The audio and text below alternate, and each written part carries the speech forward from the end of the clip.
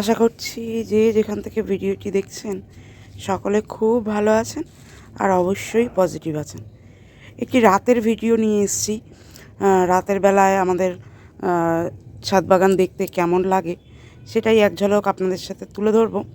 আর একটা জিনিস শেয়ার করব, সেটা আস্তে আস্তে ভিডিওতে আমি বলছি। প্রচণ্ড কুয়াশা আজ কদিন ধরে এবং মেঘলা।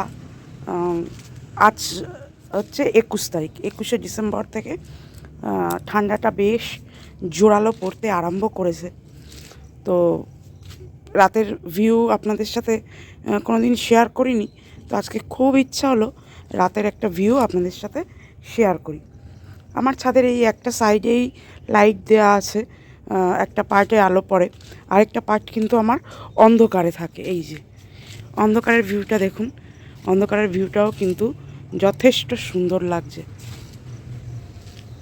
এই ফুলগুলো ফোটা আরম্ভ করেছে কদিন ধরে, এই যে খুব সুন্দর।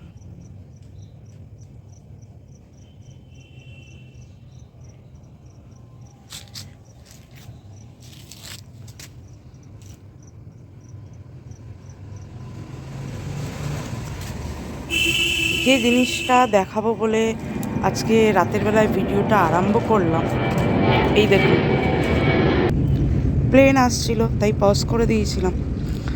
অরেঞ্জ আর সাদার কম্বিনেশনটা বেশ ভালো লাগছে।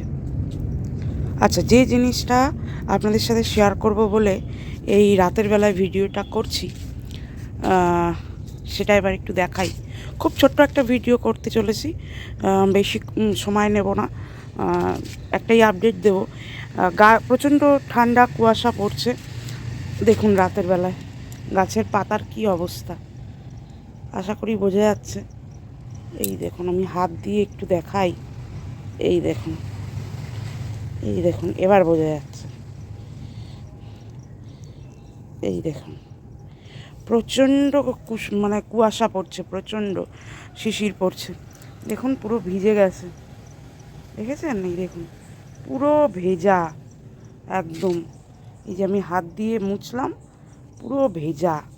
প্রত্যেকটা গাছের পাতা একদম মনে হচ্ছে যেন সদ্য স্নান করালাম। তো এই অবস্থায় কি হয়, ফুলের লংজিভিটিটা একটু কমে যায়। প্রত্যেকটা পাতা দেখুন, এই দেখুন একদম ভেজা, চ্যাপচ্যাপ করছে। মানে গাছকে স্নান করানোর পরে যেমন হয় একদম সেরকম। এই দেখুন একদম ভেজা। তো এই অবস্থায় সকালবেলায় জলটা খুব সাবধানে দিতে হবে। আর তার চেয়ে বড় হচ্ছে এই যে কুয়াশা পড়ছে না, এই কুয়াশায় ফুলগুলো খুব তাড়াতাড়ি ওভার হয়ে যাবে, খুব তাড়াতাড়ি নষ্ট হয়ে যাবে ফুলগুলো। তো এই ফুলটা, এই গাছটা আমি বাড়ির সামনে থেকে রেখেছিলাম। এর আইডিটা তখন জানা ছিল না, কিন্তু বর্তমানে আইডিটা জানতে পেরেছি। এর নাম পার্ল অ্যাভলেঞ্চ। দাঁড়ান, প্লেন আসছে। এই আইডিটার নাম পার্ল অ্যাভলেঞ্চ, খুব সুন্দর। আর এই দেখুন গাছের পাতাগুলো দেখুন, দেখেছেন? মনে হচ্ছে যেন সেই ভেলভেট ভেলভেট ভেজা ভেজা কেমন একটা লাগছে। তো এই সময় সকালবেলায় জলটা খুব বুঝে দিতে হবে, সেই কারণেই আপনাদেরকে আপডেটটা দেয়া। খুব জলটা বুঝে দিতে হবে, কারণ সকালবেলায় কিন্তু বেশ ভেজা থাকবে।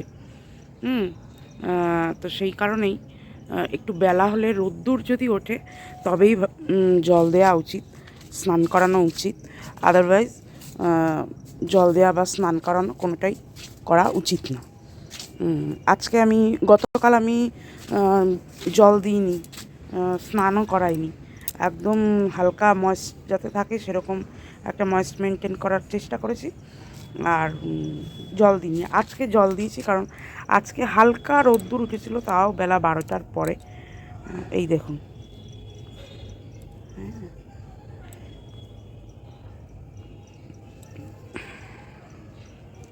কতটা শিশির পড়েছে,